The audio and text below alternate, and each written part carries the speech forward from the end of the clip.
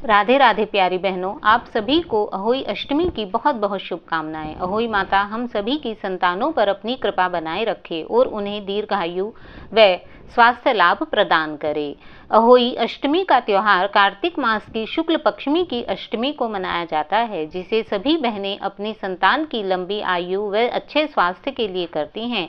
इसमें हम अहोई माता की पूजा व श्याऊ माता की पूजा करते हैं। इनकी पूजा हम कैसे करते हैं, इसकी वीडियो मैं अपनी पहली दूसरी वीडियो में बता चुकी हूँ, जिसका लिंक मैं इसके डिस्क्रिप्शन बॉक्स में दे दिया है। आप चाहें तो वहां से देख सकते हैं।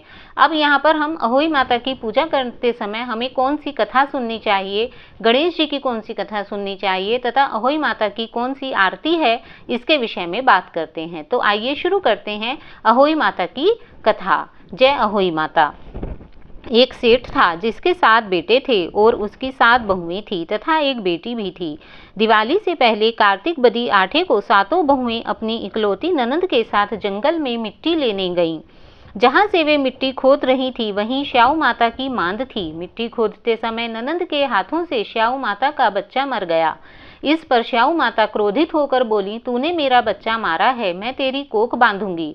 तब वह ननंद डर गई और अपनी 7 भाभियों से कहने लगी कि मेरे बदले आप में से कोई अपनी कोख बंधवा लो। इस पर 6 भाभियों ने तो मना कर दिया, किंतु 7वीं भाभी सबसे छोटी भाभी ने कहा कि ठीक है, मैं तुम्हारे बदले कोख बंधवा लूंगी। अब जब भी उसके लड़का होता तो वह 7 दिन बाद मर जाता। एक दिन उसने पंडित जी को बुलाकर पूछा कि क्या बात है, मेरी संतान 7वें दिन क्यों मर जाती है। तब पंडित जी ने कहा कि तुम सुरही गाय की पूजा किया करो। सुरही गाय श्याऊ माता की सहेली है। यदि वह तेरी कोख छोड़ देंगी तब तुम्हारा बच्चा जिएगा। इसके बाद से वह बहू प्रतिदिन प्रातः काल उठकर सुरही गाय के नीचे सफाई आदि कर आती, जिसके कारण एक दिन गौ माता ने सोचा, आजकल कौन मेरी इतनी सेवा कर रहा है, आज देखूंगी।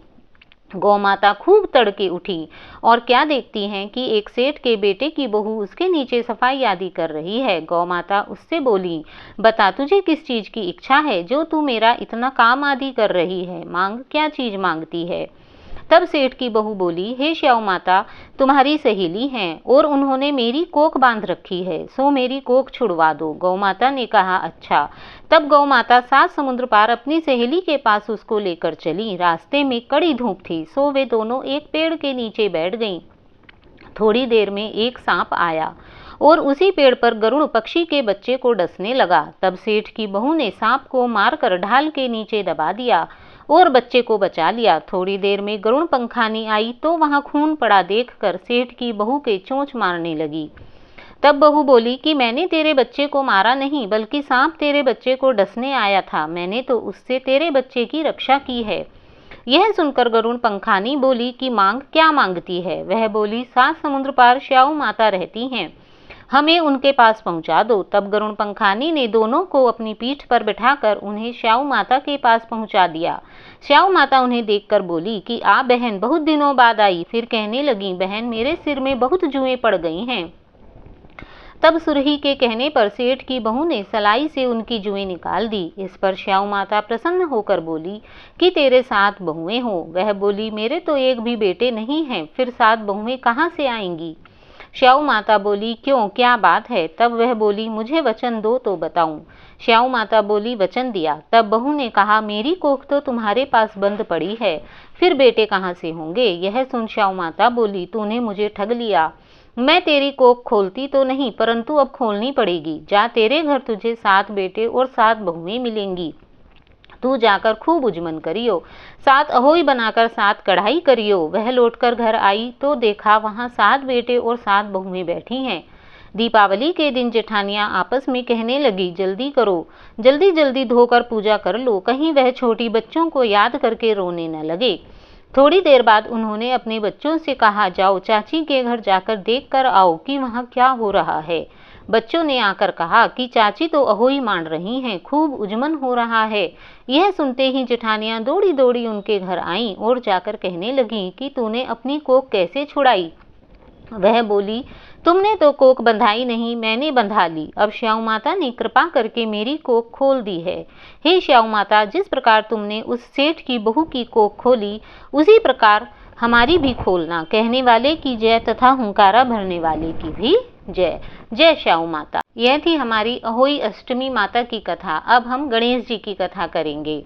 एक गरीब बुढ़िया थी, उसके एक लड़का व एक बहू थी। वह बुढ़िया गणेश जी की भक्त थी। गणेश जी उसकी भक्ति से प्रसन्न होकर बोले कि हे माँ, मांग ले जो मांगना चाहती है। बुढ़िया बोली कि मुझे तो मांगना नहीं आता, कैसे मांगूं? तब गणेश जी ने कहा, अपने बहू से पूछ ले। वह घर आ गई तथा उसने आकर अपने बहू बेटों से पूछा कि गणेश जी से क्या मांगूं? तो बेटा बोला, हे माँ, धन मांग ले, मुझे कमाना नहीं पड़ेगा। बहू ने कहा, धन से अच्छा तो पोता मांग लो। तब उसने पड़ोसिनों से पूछा तो पड़ोसिन कहने लगी, अरे अपने लिए आंखें मांग ले। तब बुढ़िया ने सोचा कि क्यों न कुछ ऐसा मांग लूं कि जिससे बहू बेटे भी खुश हो जाएं, मुझे भी आंखें मिल जाएं और मेरा उद्धार भी हो जाए। जब अगले दिन गणेश जी आए और उन्होंने पूछा, बुढ़िया मांग क्या मांगती है? तो वह बुढ़िया बोली कि मैं सोने के कटोरे में दूध पीते हुए, पालने में झूलते हुए अपने पोते को अपनी आंखों से देखकर बैकुंठ धाम जाना चाहती हूँ। तब गणेश जी बोले, बुढ़िया माई, तूने तो बहुत कुछ मांग लिया, तूने तो हमें ठग लिया, परंतु जैसा तुमने कहा है तुम्हें वह सब मिलेगा। ऐसा कहकर गणेश भगवान अंतर ध्यान हो गए। बुढ़िया माई के घर में बहुत धन दौलत हो गई, उनके पोता भी हुआ और जिसे उन्हें अपनी आंखों से देखा। जब बुढ़िया माई मर गई तो वैकुंठ से विमान आया। बुढ़िया माई उसमें बैठकर भगवान के धाम चली गई। हे गणेश भगवान, जैसे आपने उनकी इच्छा पूरी की, सभी की इसी प्रकार इच्छा पूरी करना। जय गणेश भगवान। अब हम अहोई माता की आरती करेंगे।